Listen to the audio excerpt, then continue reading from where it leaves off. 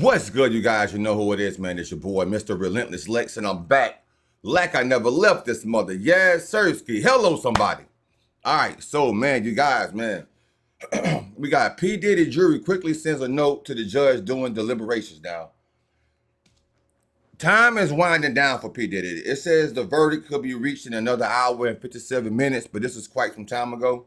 This is a pre-recorded video, you guys. So it's going to remain the same. That clock is not going to be moving as we do the video. All right. So, but it says that a verdict may be reached today. Now, I know P. Diddy is on the edge of his seat right now. And his defense team. Everybody, even the world.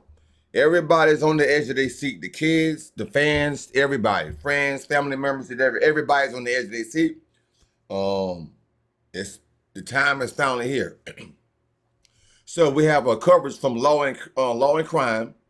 They're live reporting it now. This is only like what? They reported this maybe 2 hours ago?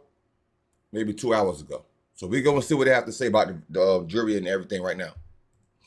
Hi, everyone. Thanks for sticking with us. I'm your host, Sierra Gillespie, bringing you Law and Crime's live coverage of the P. Diddy trial. You guys, we are in the final countdown. We could have a verdict as early as today. That's right. We're already in deliberations. And by the way, thank you, everyone who's been watching our live stream so far. I know we have people from all over the world. You guys have been following all day. So you, of course, know that there recently was a question from jurors. We're not even quite 2 hours into deliberations, and they already had a question. So Jesse Weber kind of left you on a cliffhanger, and I'm going to tell you what it's all about. Here's an update from the courthouse right behind me, because, by the way, I'm live in the Southern District of New York. So here's what happened. Now, the judge says we have received a note from the jury that we have a juror, specifically Juror 25, who we believe cannot follow your instructions. I would like to meet with the court about it. So the judge says, I suggest asking for more information.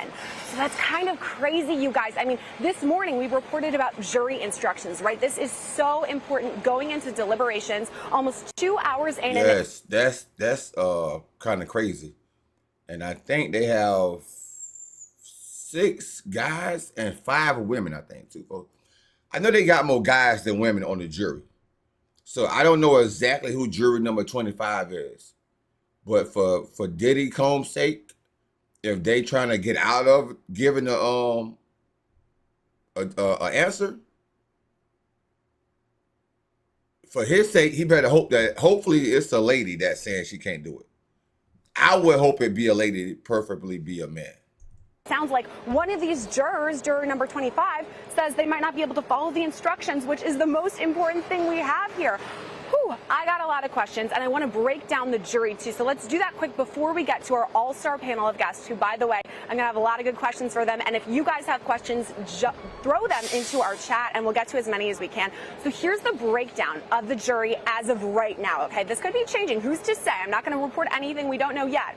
But here's what we've got. So a male, an investment analyst. He's 31 years old, okay? So am I. So right around my age, my contemporary. And that's what it's supposed to be, right? A jury of P. Diddy's peers, okay? Another male, he is a scientist, age 51. So already we've got a pretty educated jury. On to another member, a male social worker, age 39. Another male architect, 57. I believe we've talked about him specifically, the architect, the newer juror who replaced juror number 6, because of course we all remember when that debacle happened. Another man, we've got a male-heavy jury here. He is a field technician, age 68. Another man, logistics analyst, age 67. So I guess that kind of shows the range in the age of these jurors, too. Another male, he's now retired, though, age 68, formerly in finance. Then on to the female side of the jury, okay? This one is 30 years old. She's a deli clerk. Another female, dietary aide, age 42, okay? The next female, a treatment coordinator, age 74, which again shows the diversity we have here, especially in the ages of these jurors. She probably the one that said she can't follow the instructions, bro. 74 years old. Pretty old to be on the jury still.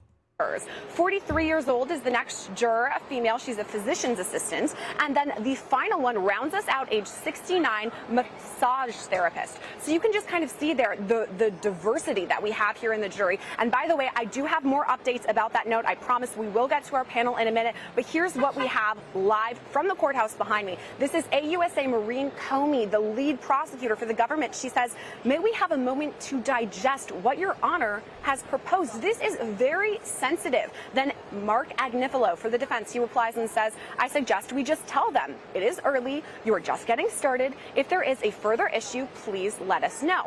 Comey then replies and says, "If we go that route, we suggest instructing the jurors it is important not to include any information about what is going on in the jury room. We are looking at U.S. versus Baker 262.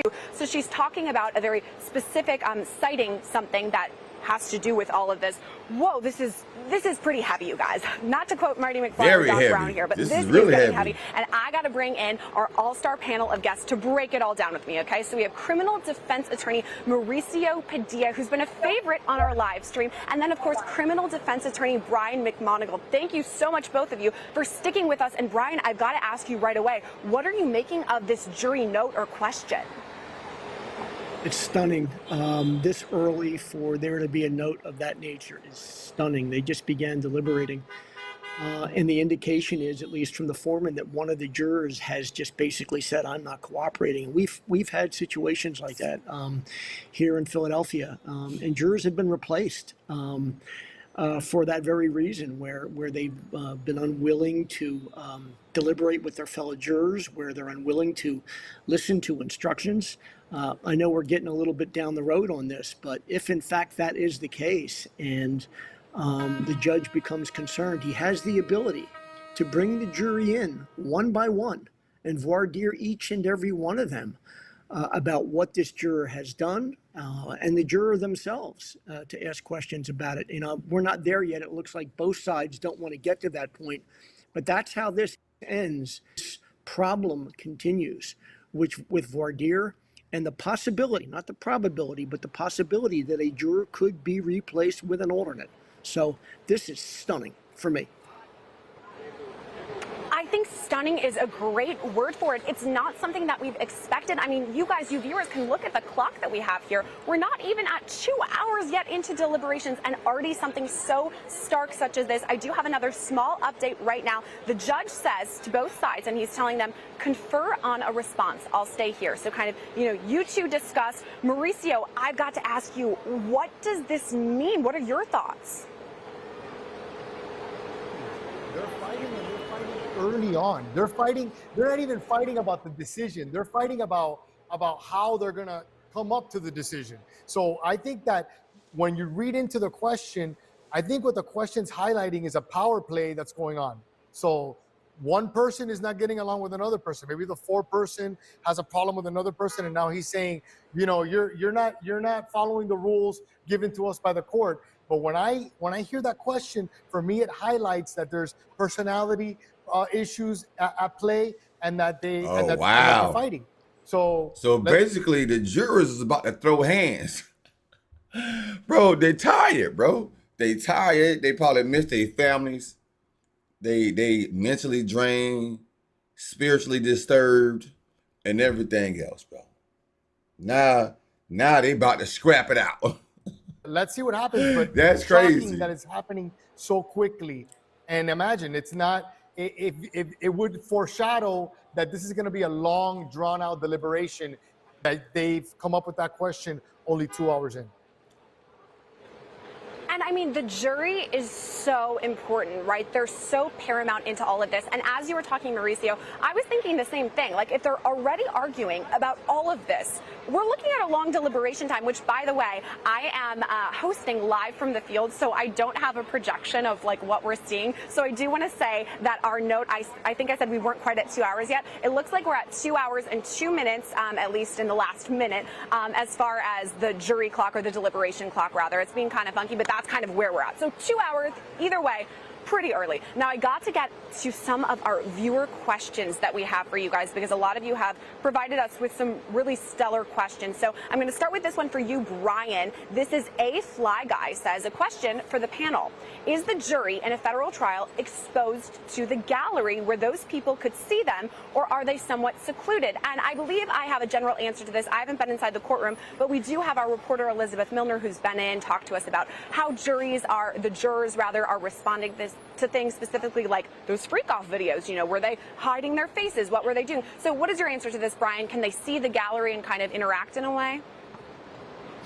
Well, in every trial I've ever had, the jury can see the gallery. They can see the entire courtroom, and the entire courtroom can see them. I know that there are issues in this case where they have kind of blocked off things for one reason or another. But the simple answer is yes, they're supposed to be able to see the gallery. It is a public courtroom, and it should be open, and it should be, a situation where everybody can see everybody. And I mean, that is the beauty of America. These are... Can you imagine being Diddy, bro? And you got 12 strangers who you don't know, but they probably know you because you're a music artist, a mogul. 12 people up there watching your freak-off tapes, watching you play with your wee-wee in the corner, bro. Watching your old lady get banged by the Punisher and whoever else. And you over there choking your chicken and spanking your monkey. And you got these people sitting over there looking at you like, you sick mother, you know. Bro, that's crazy. I know he got to be embarrassed, bro. There's no more embarrassment can top this for the rest of his life. Public courthouses. So if you are watching right now and you want to come see the Diddy trial, I mean, they are in deliberation, so they're a bit more secluded then, but you're allowed to just come down to this courthouse here in southern Manhattan, walk in and go. I mean, that's really all you need. Now, for a case like P. Diddy, obviously there's a bigger list. There's media credentials and things that go into it, but that's really what it is. And it's only kind of different in the federal system that we don't get cameras because it is federal. In some states, we can live stream the court. I mean, I know a lot of you law and crime viewers have seen all of that. So it is interesting. Now, on to another question that we have from one of our viewers, Navy Mom FL, I'm guessing Florida, 7294. This one's going for you, Mauricio, because I know you have a history with Florida, so maybe this question doesn't have anything to do with Florida, but hey, I'm connecting you two. Now, she says, Law and Crime Network, what are the odds jury tampering occurred? And did Diddy somehow pay off a juror? Sounds like a movie, but movies are based on reality. I mean, anything's possible in this case, Mauricio. What do you think about jury tampering? Well, listen, anything's possible, but I think it's a stretch to read that into the note that was just published from the jury. They're just saying that there's a juror that refuses to, abide by the rules given to them by the court. It's a little bit of a stretch to now imply that P. Diddy bought a juror.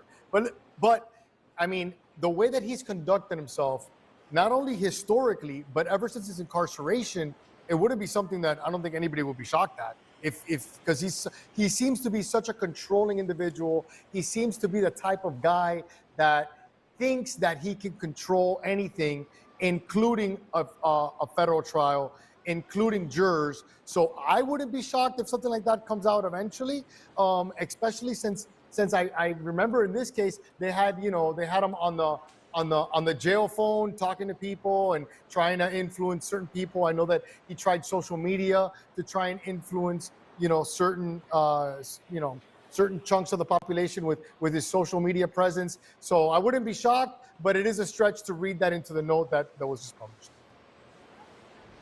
And now I do have a real-time update for all of you. Thank you, by the way, to our producers who are working tirelessly on this live stream to bring you the updates. Juliana, Jordan, Alex, Nick, so many people are going into making this possible. So keep sending us questions and shout-outs for those people. I love to say it. Okay, so here's an update that we have about juror number 25, right? The juror in question who says they may not be able to follow the directions, the jury instructions. So here's what we know. According to NBC, I do want to cite that, juror number 25, a 51 37-year-old male from Manhattan who has a PhD in molecular biology and neuroscience, so got the credentials there. He listens to classical music and opera, and his hobbies include art, science, cooking, and the outdoors.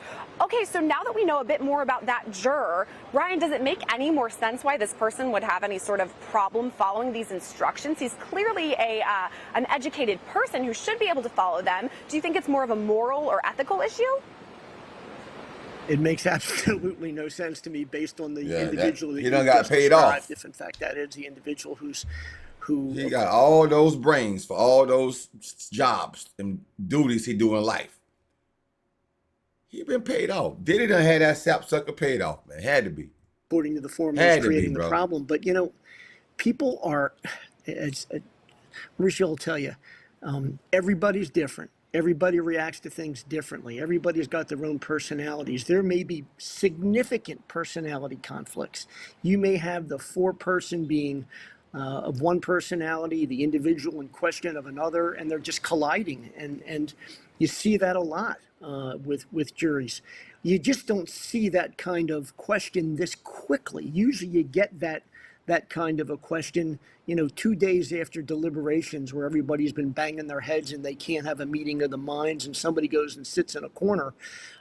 You never have it 2 hours in. So there's a significant issue here where somebody has angered somebody else or basically decided that they're just not going to communicate in some fashion, which is a real danger for the prosecution. It sounds like things are fiery. I mean, I'm here in Manhattan. I have my fan. This is my third fan. I have 2 more here. So things are hot outside, and it sounds like things are hot inside too. I mean, it's this soon. What you're saying, Brian, this soon we have somebody who's stirring the pot in this way. I mean, I don't know, things are fiery. And again, I did describe juror number 25. I talked about, his history, all of that. That is from NBC. I do want to cite that and report that because we're still early on in as far as our reporting about this specific juror. So I gotta make sure to cite them and all of that. Now, we do have another person who wrote in asking about this question, and I guess this just goes to show we've been live streaming all day. We keep bringing you guys the updates. It's a bit out of date now, but I do still want to shout her out. Her name is Emily Atelier, I believe. She says, hey, what could this potential note from the jury be, which we, of course, now do know? What would be the question you would want to know this soon in deliberation? And I just had to shout her out. We, of course, now know what it is, so we'll discuss that. But she says, love the show. Thank you for your amazing coverage on this trial. So thank you so much, Emily, for watching. And any of you who have questions, again, keep dropping them down. Now, here's another viewer question we have. Can you ask the panel about their experience on working with jury consultants? Have either of you worked with the brilliant Linda Moreno, who's Diddy's jury consultant, before? Mauricio, I'm going to toss that one to you. What do you make of jury consultants, which obviously are very important considering the jury is very important? But I have worked with various jury consultants. I think they're important. If you have to get the right fit for the right case, and nowadays there's consultants that really use social media, and while you're doing voir dire and you have your co-counsel, there's consultants that are right there on the spot researching to give you a better idea of who the juror is when taking into consideration their social media profile and their whatever digital footprint they've left out there, so you have an idea of politically where they stand. So nowadays consultants that actually use that type of technology can really assist you like never before. So this is a whole new time for trial attorneys to take advantage of the fact that people's lives, their opinions, their mindset, all of it is public information many times that you could find and you could use to your advantage. And at the end of the day, picking a jury is the most stressful part of a trial. Why? Because trial attorneys know that you make a mistake there, you're going to lose. So regardless of what you did during the trial, if you made a mistake and you got that wrong juror on the jury, all of it was for nothing. The 8, 9, 10 weeks, and I've seen it play out in front of my face to my detriment and to my favor. So I've been around long enough to see it, work in both ways. I mean, the stakes here are really high. The jury is of the utmost importance in all of this. And like I said, Diddy faces life in prison. That's why this is so important for the jury and this jury issue for it to get solved, which, by the way, we're going to stay on, hopefully, until we have some sort of resolution in all of this. So don't go away, you guys. We're going to take a quick break right now and then come back, hopefully, with some updates very soon. So stick with us. Wow, bro. This is getting messy. But it might be a good thing for Diddy. It might be a good thing for Diddy, man. We don't know. So basically what they're saying, bro, is the jurors, they can't get along. One or two people can't get along. And it's called, that's the monkey wrench inside this verdict. They have to come to an agreement and get along. Because by them not getting along, they may make a decision based off of emotions and not facts, you know. And that's what the judge don't want. But man, it's that verdict coming soon, you guys. Stay tuned. It's coming soon.